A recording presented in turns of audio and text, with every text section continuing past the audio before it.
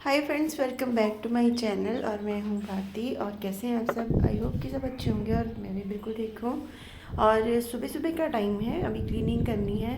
Husband गए हुए थे ड्यूटी 10 से 1, और नहीं, ड्यूटी नहीं गए थे, वो काम करने गए थे। और मैं जो है पीछे से अपने घर का काम करी थी।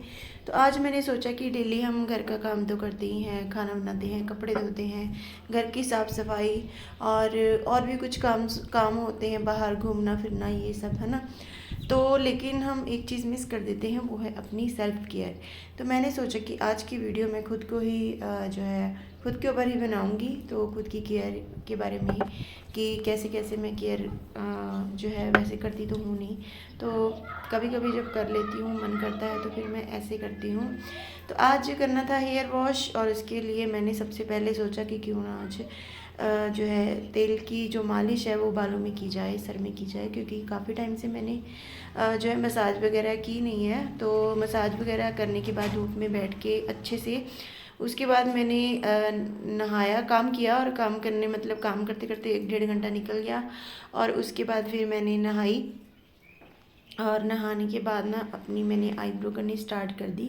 तो आईब्रो मैंने काफ़ी टाइम से की नहीं थी, तो काफ़ी ज़्यादा ग्रोथ हो गई थी। और आईब्रोज जो हैं हमेशा नहाने के बाद करनी चाहिए। इससे क्योंकि आपके जो बाल हैं उसके जो रूम है काफ़ी सॉफ्ट हो जाते हैं। तो बाल जो हैं पुल करना या उनको थ्रेड से थ्रेडिंग करना बहुत ही ज़्यादा ईजी हो जाता है, और ईज़िली निकल भी आते हैं, और आपको पेन भी कम होती है या फिर होती ही नहीं है।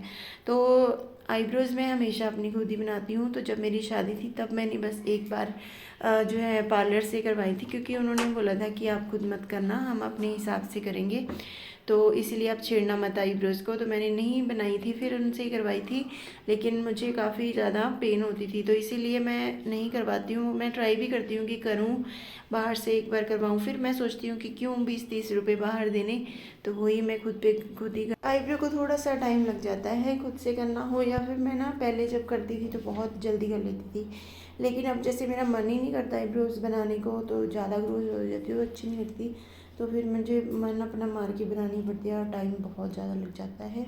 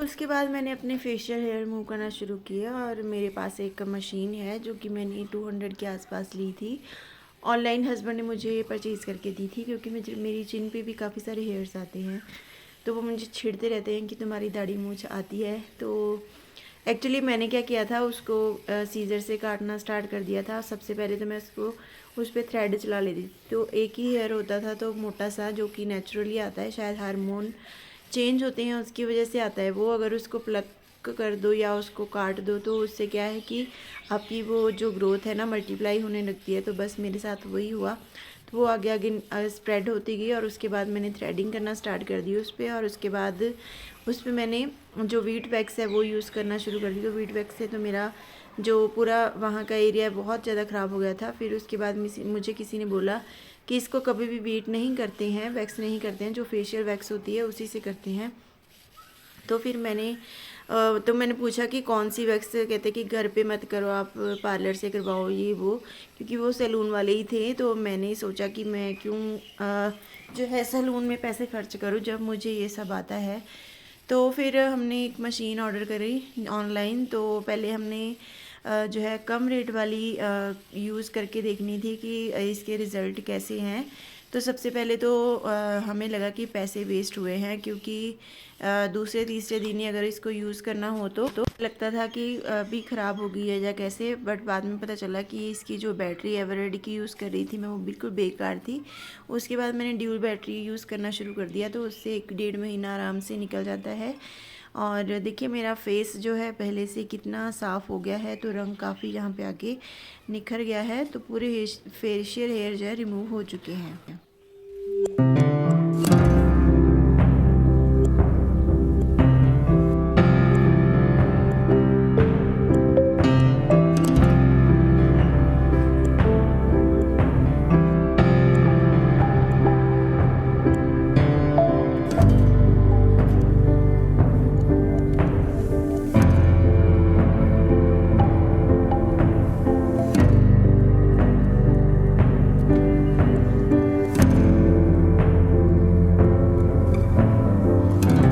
तो नहाना धोना हो गया है, तो मैंने फेस भी आज अच्छे से कर लिया है। तो आज मैं शेयर कर रही हूँ अपना सेल्फ केयर। जैसे मतलब कि हम रोज़ लेडीज़ जो है घर के कामों में लगी रहती हैं, लेकिन खुद की केयर की तरफ बिल्कुल ध्यान नहीं देती। तो आज मैंने सोचा है कि आज मैं कोई काम नहीं दिखाऊंगी, आज सिर्फ मैं अपने बारे में दिखाऊंगी कि मतलब कि मैं अपनी केयर कैसे करती हूँ। वैसे तो मैं करती ही नहीं हूँ इतनी। तो आईब्रोज भी पता नहीं मैंने बहुत टाइम बाद बनाई है, और ब्लीच तो मैंने कभी की ही नहीं है यहाँ पर इस घर में आके। तो अभी जस्ट ये जो हेयर रिमूवल से वो जो मशीन होती है उसे रिमूव किए हैं, और आईब्रोज की है, और आज हेयर वॉश भी किया है मैंने। तो अभी नेल्स का भी काम करेंगी, इनको थोड़ी सी शेप देनी है। तो अभी पहले मैं पी लेती हूँ चाय, क्योंकि अभी नहाई हूँ मैं, तो सुबह एक बार पी थी। तो अभी हम आजकल चाय जो है उस पर हम थोड़ा सा अपना जो क्या कहते हैं कंट्रोल कर रहे हैं। तो पहले मैं चाय पी लेती हूँ, फिर उसके बाद नील्स की केयर करती हूँ।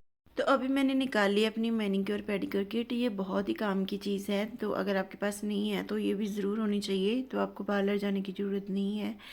तो ये सारे आज जितने भी मैं काम दिखा रही हूँ, हो सकता है किसी के लिए मोटिवेशन बने, किसी के लिए इंस्पिरेशन बने।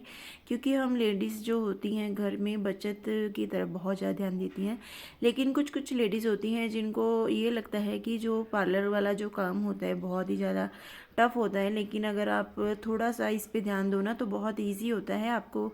आप अपना जो पार्लर का पॉकेट है ना वो बचा सकती हैं। आप अपने घर में खुद से एक बार सामान खरीदिए और हमेशा के लिए अपने आपके पास रहेगा। तो लगभग 10 15 20 साल तो आपके पास रहेगा ही रहेगा। तो वो चीज़ें ख़राब नहीं होती हैं अगर आप उसको अच्छे से रखो तो मैंने भी एक ही बार लिया था, और 400 का शायद मैंने ली थी। तब मैंने कोई कोर्स करना था, उसके लिए मुझे चाहिए था। तो बस इसमें बहुत ही यूज़फुल चीज़ें हैं। तो अगर आप मार्केट में जाके एक बार चेक करोगे तो आपको पता चलेगा। तो नेल्स की शेप जो है करने के बाद मैंने लगानी है नेल पेंट।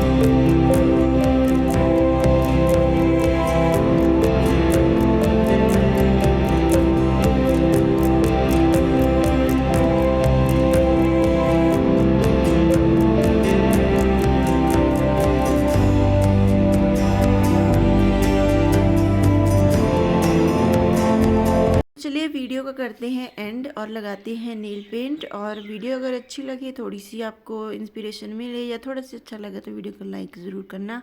फिर मिलेंगे नई वीडियो के साथ, तब तक के लिए बाय बाय, टेक केयर।